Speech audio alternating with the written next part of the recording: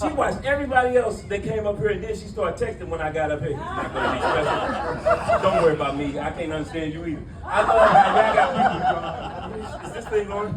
Yeah, it's not even up. Can you turn me up? Mic check. Which one? Mic check. Mic check. Mic. Where's my check? Which one? Okay, this one's working. Did you turn it back up? You were sleepy. That's what happened. This dude not know. Holly, I love you. It's Holly, right? I sat with her at breakfast. You're the salt of the earth. Give it up for Holly, please. I love her. Turn it up some more, sir. I'm almost last. Do you all realize it's tomorrow? We're it's a whole nother day. Look, she don't even know where she is. She looking for a Back to the Future VHS tape under her table. I wasn't talking about you, ma'am. I'm talking about 2 tables behind you. Ladies and gentlemen, thank you for having me. This is my first time at the Humor Conference. I love this. I feel like I have met my tribe. Sir, please put down your phone. I am not supposed to be here. I'm serious. Put your phone down. I hope you have arthritis in your wrist. I'm just serious. I appreciate y'all. I appreciate all 47 of you. And brother, you did a good job. I was worried about the stage when you got up here too, but he didn't bring Biggie on. Biggie, we're gonna talk about this after this. I don't even know where to go from here. I'm glad to see most of you. I really am. I almost didn't make it, but this is ridiculous that we are still awake. We started at 7:30. It's 9:30, and we're supposed to be doing 7 minutes apiece? You're horrible at math. I'm not good, but you are. He said, in 6 minutes, I'll be standing right here. In 7 minutes, put your phone down, sir. I see you. I hope your arthritis go out right before you get in the bed. You do. Okay, let me start the show. This is my first time coming. I'm coming back. I'm signing up for the Humor Academy. I love this organization, and I don't even know what to say after this. No, who said that? Who said so dumb? Who said that? Is that you? Orville Redenbacher, was that you? That was you? Who said so dumb? Put your phone down. Papa Smurf. This is my first conference. Don't mess with me. I don't want to mess this up. I'm not going to swear. The dude, that's you from Saturday Night Live with your cussing self. And you're better than that. If your mother was here, you wouldn't use those words. I know you. I met him in the hall. You're a part-time Christian. Put your phone down. Put that phone up again. Punch me in your nose. I'm almost serious. Have you laughed yet, sir? Okay. He look uncertain. Put your phone down. You sneaky. If you pick that phone up again, you know what? Never mind. I can't say that. This is my first time at this conference.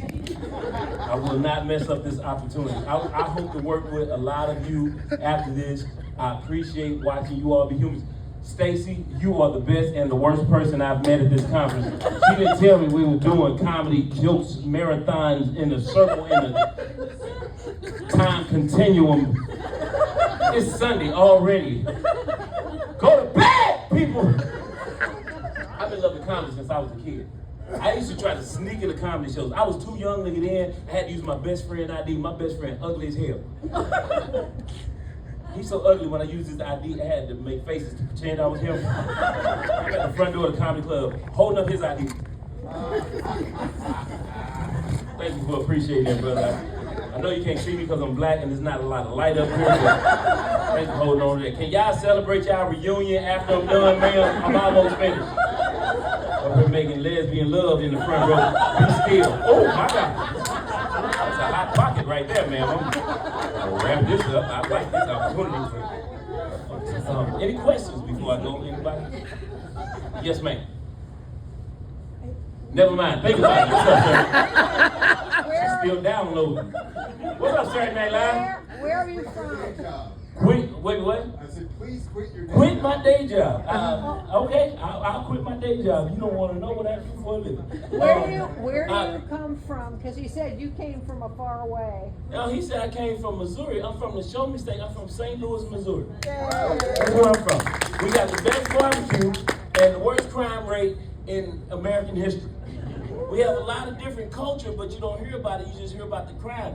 It's one of the last freed slave states, and it's called the Show Me State. So when you tell people that you're able to do something from Missouri, you have to show them. You can't tell them, you have to show them. When I told people that I was fantastic and I was a ventriloquist like the one lady that came over here, they didn't believe me. But I learned ventriloquism from my father. My father's a Marine. He would bring us VHS tapes from overseas, and I used to study those tapes. And I thought that's how Asian people really talk. You remember those movies, they would talk first and then move their mouth later? I went to school and I knocked down all my friends and I would go, hey! Southern now, is your name Tung Lung? Huh? Well then, you say you want to fight? You killed my teacher. And now, I'm gonna kill you!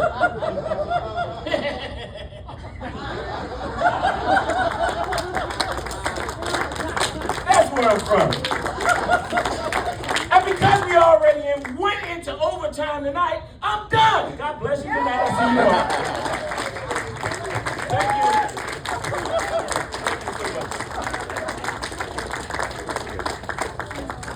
Ladies and gentlemen, the AATH newcomer and the host of next year's comedy show. All right. Okay. Now, it's a pleasure now to be able to introduce a man who wowed here in San Diego. Okay, we're okay. Wowed in 2018, my first AATH conference. Been following his career ever since. He's a past president of AATH. Okay. And you don't want to hear me anymore. You want to hear Paul Osentop.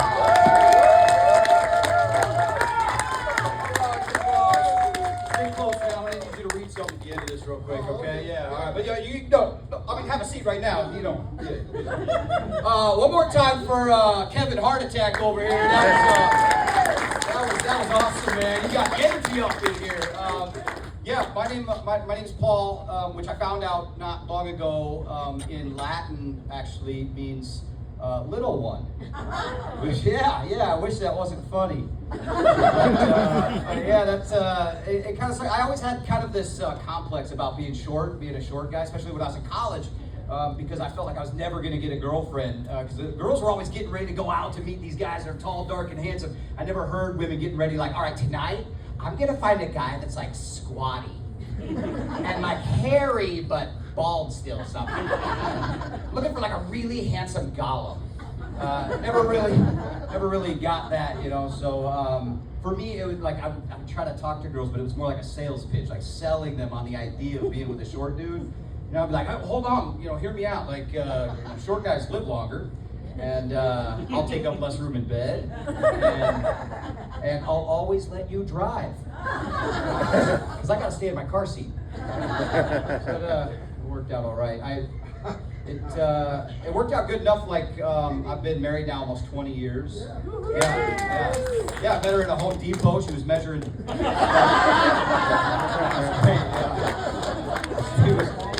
No, I just asked her to get some stuff off the top shelf for me. But, no, it's cool because it's nice. My wife she's like 5 inches taller than me, which that's pretty hot, right?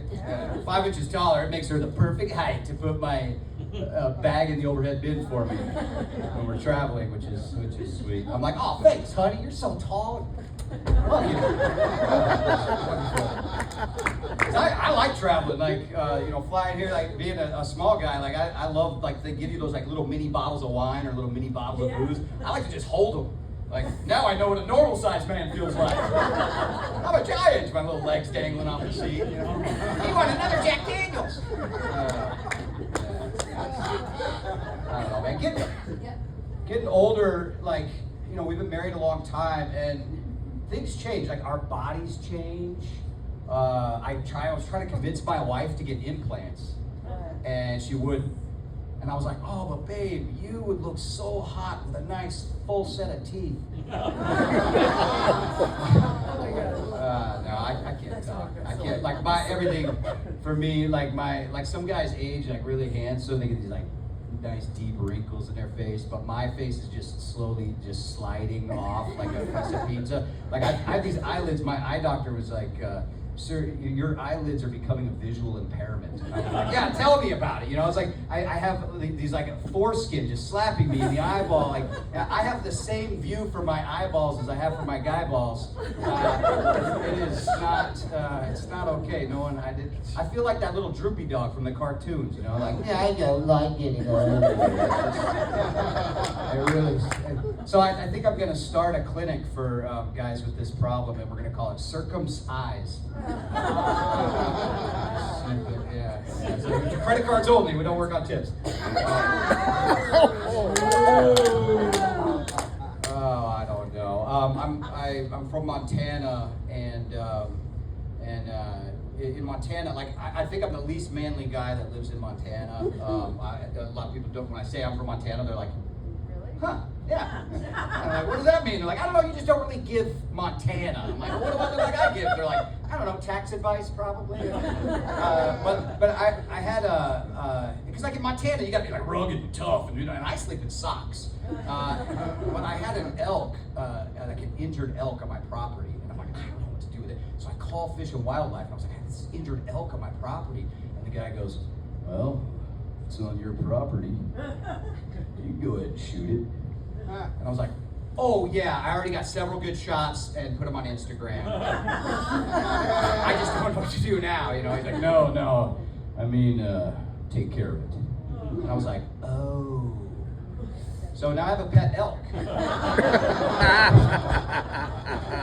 Montana's a weird place, man. We get like all sorts of, like I got this buddy who's like, he's like kind of an end of the world prepper. He's like got more guns than some small countries, you know, and he's just, you know, he's always like, I don't know what's gonna happen, I just gotta be prepared, you know, and he's like, I'm ready to just take whatever steps I gotta take to survive. And I'm like, the leading causes of death of white dudes in this country is like heart disease and cancer. The steps you gotta take are called stairs. You're not gonna die from like some immigrant attack, it's gonna be a heart attack. Oh man, I don't know. But I think, unfortunately, the media, I think, causes a lot of fear in people. Like, he's scared, and they get us to be scared of things that aren't really what's gonna kill us. And I think if we wanted to really scare white dudes into the thing that's really gonna kill us, they should get like a politician on TV, like get Obama on TV, and be like, oh, look, my fellow pasty American brothers, you're building a wall, but it's made out of plaque.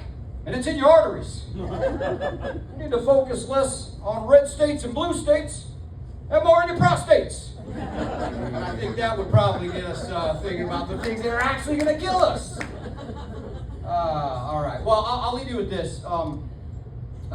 There's this trend recently on like TikTok and Instagram where people were impersonating owls, and they were like, this is what an owl would sound like if it was from Scotland, you know, and be like, who are you, you know, and so I have different owls from different parts of the world, so I was gonna leave you with a speed round of 10 impressions of owls. So Jim Bob, if you wouldn't mind reading these, I just need you to read the names of these celebrities. So these are celebrities if they were an owl, and we'll just do, I don't know if this mic will work, or if you just read them nice and loud for everybody. And then I'll behind you. Okay, ready? There's a mic on the table. There's a mic on the table. Oh, The second mic. oh, look at that. It worked. Our first celebrity owl, Jerry Seinfeld. Ho! Hey, what's the deal and why? Seth Rogen. Who? I don't know who. Arnold. Arnold Schwarzenegger. Who's the, why are you in my phone? Donald Trump. Who? Frankly, it's always me. Because I don't work out Hooters and hoo-has that probably anyone. Barack Obama. Oh, who? Chewbacca.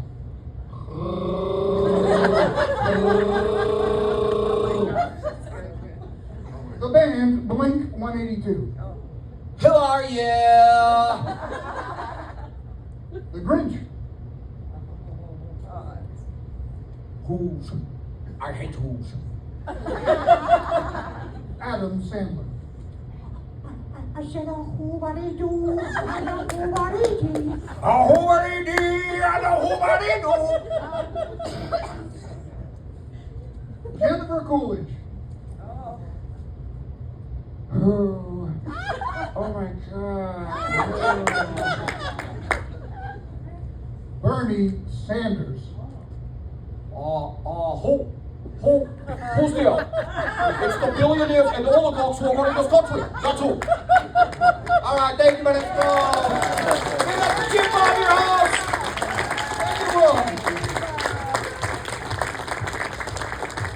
Now, I admit to being a little time impaired. My apologies. But we've had a request for one more performance. Are we up for it? Yeah, done it. It's all yours. All right.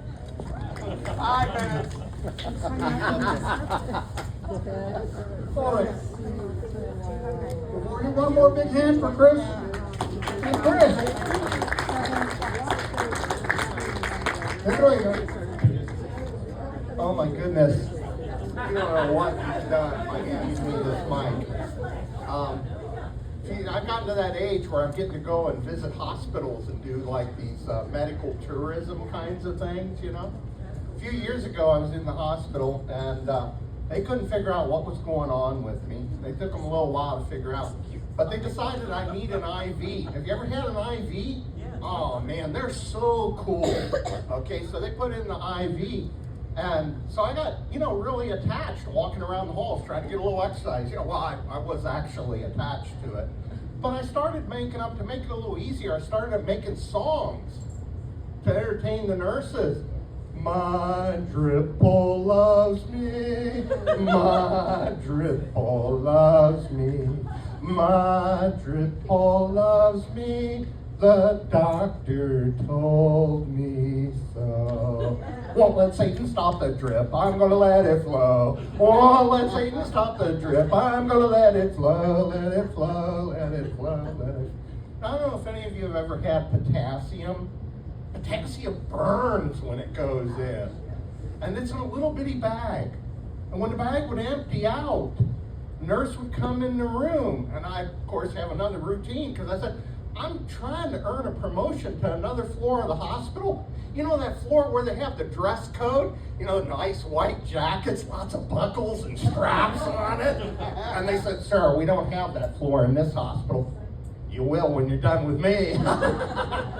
But the nurse, you know, if I was acting out a little too much, the nurse would just look sternly at me and look up at that empty bag of potassium still hanging on the wall. Look back, okay, I'll behave. All right, okay, I get it. But they decided at one point that I needed a nasal gastric tube. You can't have nothing by mouth, NPO, nothing by mouth. But oh my goodness, your lips get so dry. And so I kept asking nurses. But the nurses have to listen to the doctor, okay? They're not allowed to listen to the patient. I said, come on, I need just a few ice chips. And they said, no, can't let you do it because we let you have those ice chips, it just comes right back out the tube.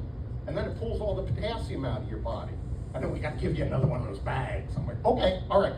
But I finally talked one nurse and to give me 5 little ice chips. Oh, I loved those ice chips. Because I swore on my, you know, whatever I could swear on.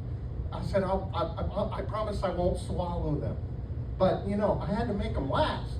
I had to figure out where to hide them just in case the charge nurse, you know. That's almost as good as the doctor. I found a place to hide them.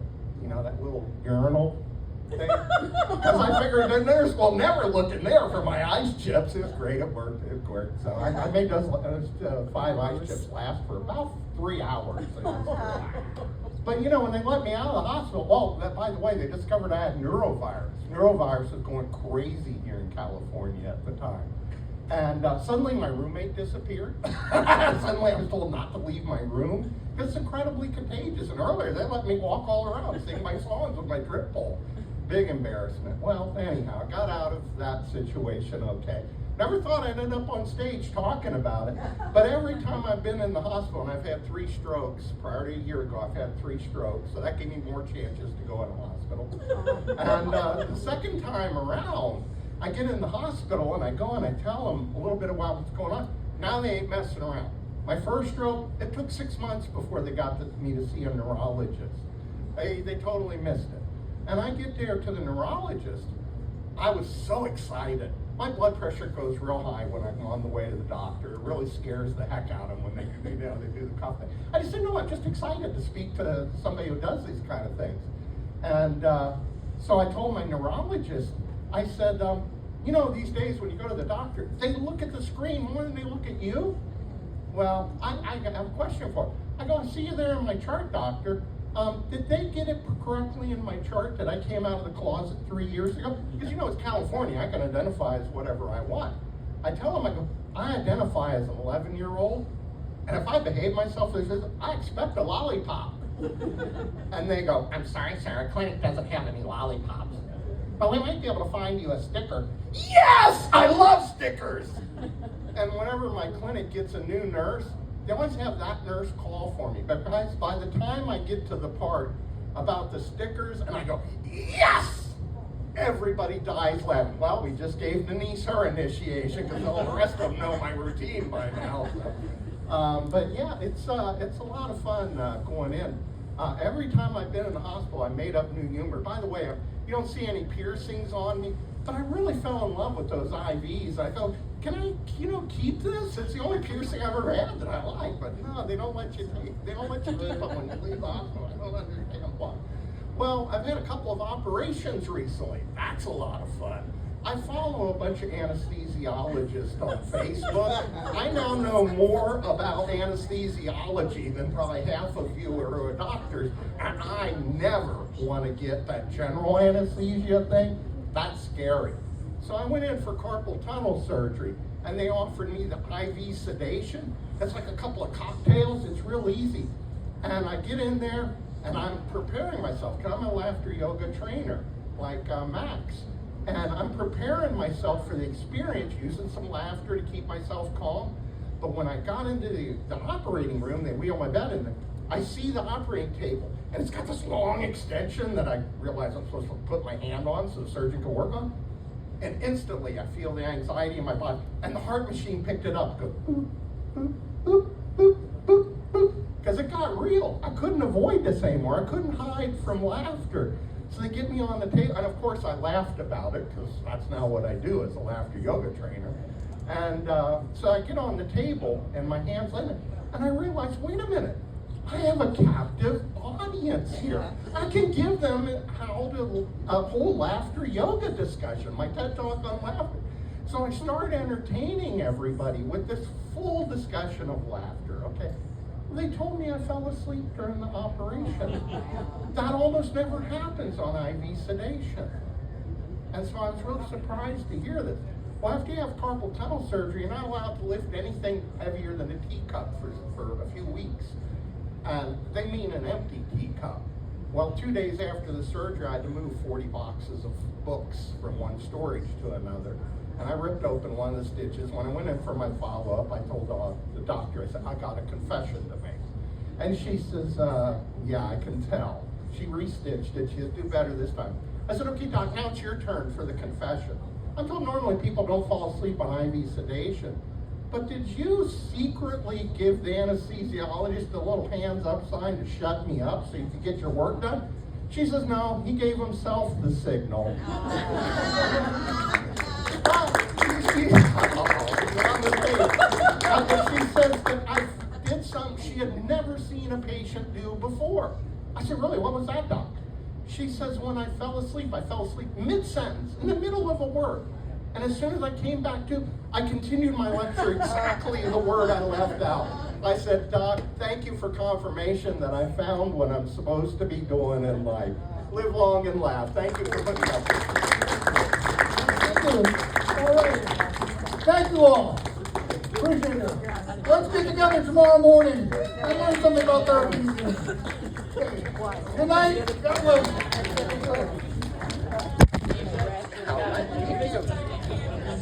That was totally different from what I thought I would do. But You made it sound funny, but I'm sure it was also a little scary. I just gotta laugh, and when you're in trouble, laugh double. Thank you so much. Oh, you're welcome.